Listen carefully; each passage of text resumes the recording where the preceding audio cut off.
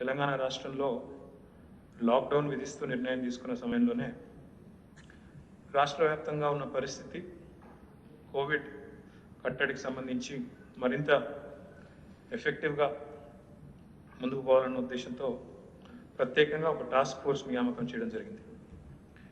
గౌరవనీయులు chief secretary గారిని ప్రత్యేకంగా ఈరోజు విజ్ఞప్తి చేసి, ఎందుకంటే హెల్త్ సెక్రటరీ గారు అందుబాటులో లేరు, ప్లస్ చీఫ్ సెక్రటరీ గారు గత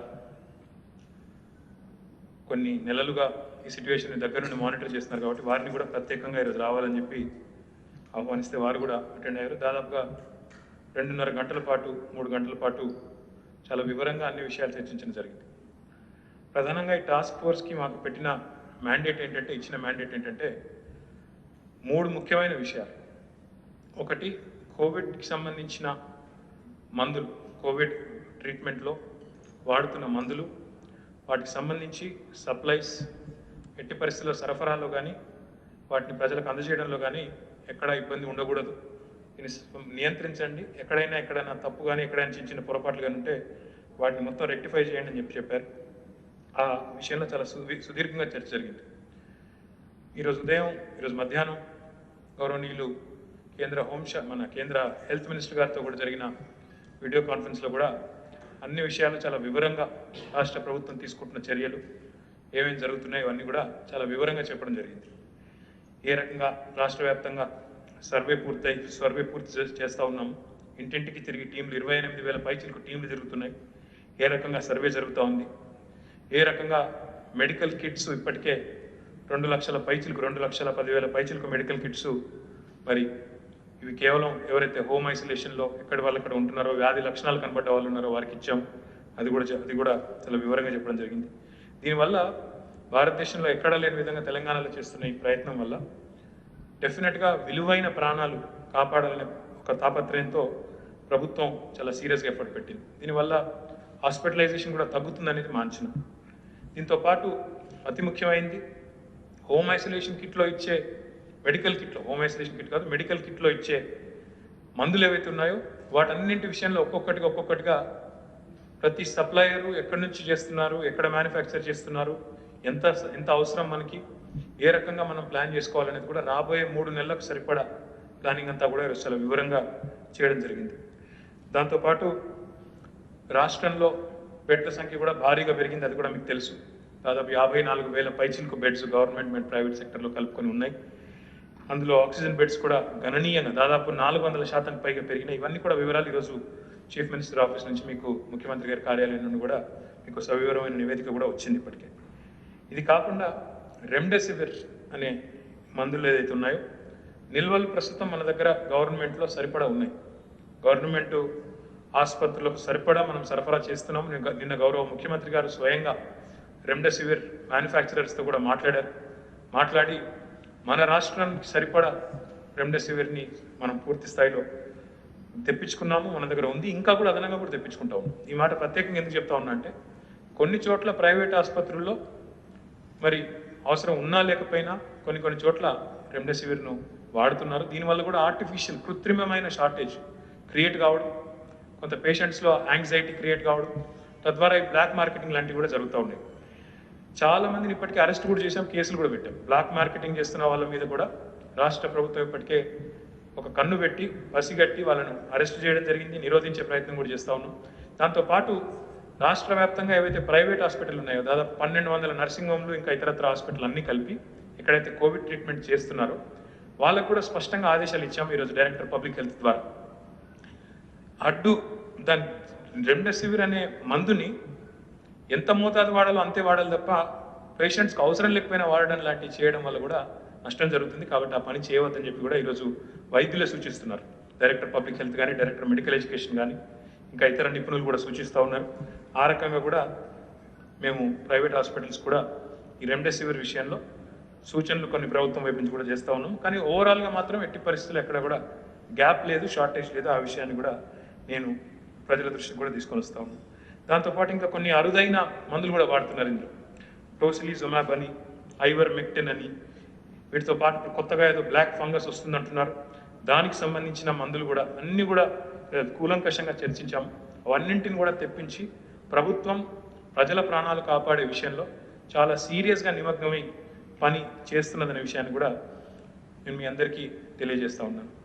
ఒక్కొక్క మందు అంటే దాదాపు మెడికల్ కిట్లో ఉండే 7-8 మందులు, వైటమిన్ సప్లిమెంట్స్ కావచ్చు, ఇంకా ఇతర మందులు కావచ్చు, స్టెరాయిడ్స్ కావచ్చు, టోసిలిజమాబ్ కావచ్చు, రెమ్డెసివిర్ కావచ్చు, ఐవర్మెక్టిన్ కావచ్చు, ఇట్లా ప్రతి మందు గురించి కూడా ఎంత సప్లై చేసాము, ఎంత మ్యానుఫ్యాక్చర్ జరుగుతోంది, ఎంత మనం ఆర్డర్ చేసుకున్నాము, ఎంత మన దగ్గర ఆల్రెడీ స్టాక్ ఉందంటూ ప్రతిదీ కూడా సవివరంగా టీఎస్ఎంఐడిసి అధికారులతో కూడా ప్రత్యేకంగా పిలిచి ఈరోజు చర్చించడం జరిగింది.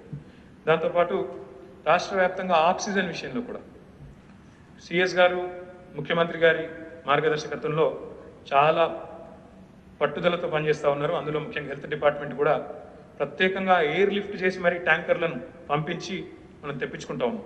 కానీ ఇందులో కొంత ఎవ్రీడే ఆక్సిజన్ ఆడిట్ కూడా జరుగుతాం.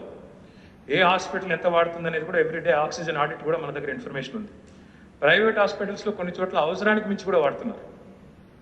అవసరానికి మించి ఆక్సిజన్ వాడినా, అవసరానికి మించి ఔషధాలు వాడినా మళ్ళీ సరిపడా మనకు దొరకకుండా కృత్రిమమైన ఒక షార్టేజ్ వచ్చే అవకాశం ఉంది. కాబట్టి అన్ని ప్రయత్నాలు కూడా ప్రభుత్వ పరంగా ఆక్సిజన్ సప్లై పెంచేదానికి, మనకు రావాల్సిన కోటాను పెంచుకునేదానికి, వచ్చేదాన్ని సమర్థవంతంగా సమయానికి అనుకూలంగా తెచ్చుకునేదానికి, మితిమీరిన మోతాదుకు మించిన వాడకం లేకుండా ఆప్టిమైజేషన్ కోసం కూడా అన్ని ప్రయత్నాలు ప్రభుత్వం చేస్తుంది. డైరెక్టర్ పబ్లిక్ హెల్త్ అన్ని ప్రైవేట్ హాస్పిటల్స్తో కూడా మాట్లాడుతూ ఉన్నారు. వీడియో కాన్ఫరెన్స్ పెట్టి డిఎంహెచ్ఓల ద్వారా మాట్లాడుతూ ఉన్నారు. స్పష్టంగా చెప్తున్నాం, మోతాదుకు మించి వాడకండి మందులు కానీ, మోతాదుకు మించి ఆక్సిజన్ కానీ అని. కాబట్టి ఆ రకంగా చాలా వివరంగా ఆక్సిజన్ గురించి కూడా చర్చించాం. ఇప్పటికే గౌరవ ముఖ్యమంత్రి గారు ఆదేశం ఇచ్చినట్టు ఈరోజు అన్ని జిల్లాల్లో మంత్రులు కూడా పూర్తి స్థాయిలో సమీక్ష కూడా చేస్తున్నారు. ఎక్కడికక్కడ ప్రతి జిల్లాలో మందుల కొరత కానీ, అదే రకంగా ఆక్సిజన్ విషయంలో కానీ మంత్రులు కూడా ఎక్కడి వారక్కడ ప్రణాళిక రూపొందించుకున్నారు. ఎక్కడికక్కడ జిల్లాల వారీగా సమీక్షలు కూడా ఈరోజు జరిగినాయి. అన్నిటికీ మించి అల్టిమేట్గా వ్యాక్సినేషన్ విషయం కూడా చాలాసేపు చర్చించాము ఈరోజు. వ్యాక్సినేషన్ కూడా ఏ రకంగా చేయడం వల్ల, టీకాలు ఏ రకంగా చేయడం వల్ల మనం ఆశించిన లక్ష్యాన్ని చేరుకొని ప్రజలని రక్షించుకోగలుగుతామనే విషయంలో వివరంగా చర్చించాం. కానీ వ్యాక్సినేషన్ మొత్తంగా ప్రస్తుతం కేంద్ర ప్రభుత్వ ఆధీనంలో ఉంది, అందరికీ కూడా తెలిసిందే. కాబట్టి మనకు రావాల్సిన కోట, మనకు ఇంకా మార్కెట్ నుంచి కూడా మనం టెండర్ ద్వారా ఏదైతే ప్రొక్యూర్ చేయాలనుకుంటున్నామో అది, ఇవన్నీ కూడా ఈరోజు వివరంగా చర్చించాం. మొదటి మీటింగు కాబట్టి సుదీర్ఘంగా దాదాపు 2.5 గంటల పాటు జరిగింది. రానున్న రోజుల్లో టాస్క్ ఫోర్స్ ఆధ్వర్యంలో వ్యాక్సిన్ ఉత్పత్తిదారులతో సమావేశం అవుతాం. రానున్న రోజుల్లో రెమ్డెసివిర్ ఉత్పత్తిదారులతో కూడా సమావేశం అవుతాం. అదే రకంగా ఇంకా ఆక్సిజన్ కూడా ఇంకా పెంచేదానికి ఇంకేమేం మార్గాలు ఉన్నాయి అవి కూడా చేస్తాం. ఈరోజు డిఆర్డిఓ అధికారులతో కూడా మాట్లాడాం సమావేశం నుంచే. ఆక్సిజన్ విషయంలో ఇంకా వారి మద్దతు కూడా కొంత కోరాము, వారు కూడా సహకరిస్తున్నారు. ఇట్లా ఎన్ని ప్రయత్నాలు చేయాలో ప్రభుత్వ పరంగా, ఎన్ని రకాల ఎఫర్ట్స్ పెట్టాలో అన్ని ఎఫర్ట్స్ కూడా పెడుతున్నాం. కాబట్టి డెఫినెట్గా తెలంగాణలో ఉన్న పరిస్థితి ఈరోజు మిగతా రాష్ట్రాలతో పోలిస్తే గణనీయంగా మెరుగ్గా ఉందని మాత్రం చెప్పవచ్చు. అది బెడ్స్ అవైలబిలిటీ కావచ్చు, ట్రీట్మెంట్ విషయం కావచ్చు, లేదా ఇతర విషయాల్లో కావచ్చు. డెఫినెట్గా మెరుగుదల ఉంది, ఇంప్రూవ్మెంట్ ఉంది, అందరికంటే కూడా మెరుగ్గా పరిస్థితి ఉంది. వీటన్నిటికి మించి ఈరోజు లాక్డౌన్ కూడా విధించడం వల్ల మరి ఈరోజు మీరు ఉదయం కేంద్ర మంత్రి గారు కూడా చెప్పారు, కర్వ్ ఫ్లాటన్ అవుతున్న రాష్ట్రాల్లో తెలంగాణ కూడా ఉందని చెప్పి కేంద్ర ఆరోగ్య శాఖ మంత్రి కూడా చెప్పారు. మేము ఆశిస్తున్నది ఏంటంటే ఈ 10 days లాక్డౌన్తో కేసుల తీవ్రత, కేసుల సంఖ్య కూడా తగ్గి మరి తెలంగాణ ఒకవైపు వ్యాక్సినేషన్, ఇంకోవైపు ఎఫర్ట్స్ అన్ని సమాంతరంగా ప్యారలల్గా జరగడం వల్ల మీ అందరి సహకారంతో, మీడియా సహకారంతో కూడా మనం ఈ గండం నుంచి సురక్షితంగా ప్రజలతో సహా మొత్తం రాష్ట్రాన్ని కూడా బయటపడేసుకుందామని ఆశిస్తూ this task force will continue to work.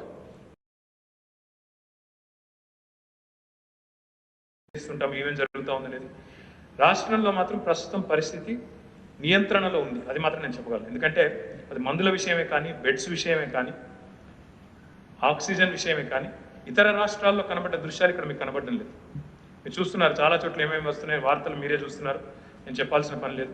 అలాంటి పరిస్థితులు మన దగ్గర లేవు, మనం మెరుగ్గా ఉన్నాం. నిజంగా చెప్పాలంటే Telangana is not only catering to it's citizens, it is also catering to citizens of 4 other states వాస్తవం చెప్పాలంటే.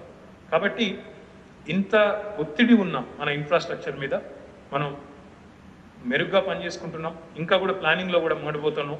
ముఖ్యమంత్రి గారి నేతృత్వంలో డెఫినెట్గా ఈ కరోనా మహమ్మారిని సాధ్యమైనంత మేరకు నియంత్రించి సాధ్యమైనంత వేగంగా ప్రజల్ని ఇందులోంచి బయటపడేయాలని చెప్పి మనస్ఫూర్తిగా ప్రయత్నం చేస్తూ ఉన్నామని తెలియజేస్తాం.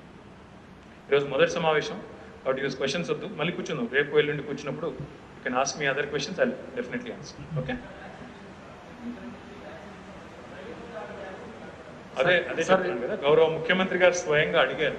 సార్ ప్రైవేట్ ఆసుపత్రుల్లో బిల్స్ ఎక్కువ వేస్తున్నారు సార్, ప్రైవేట్ ఆసుపత్రుల్లో బిల్స్ ఎక్కువ వేస్తున్నారు. ఏమంటున్నా అంటే this task force is limited to 3 things: supplying medicines, oxygen, vaccines. ఈ మూడింటికి సంబంధించి చాలా విస్తృతమైన చర్చ జరిగింది. మళ్ళీ ఇది రిపీటెడ్గా పనిచేస్తుంది, రిపీటెడ్గా మీతో కలుస్తుంటానని చెప్పినాను. డెఫినెట్గా we'll answer every query, will tackle every question. ప్రస్తుతానికి నా విజ్ఞప్తి ఏంటంటే పరిస్థితి మిగతా రాష్ట్రాలతో పోలిస్తే తెలంగాణలో మెరుగ్గా ఉంది.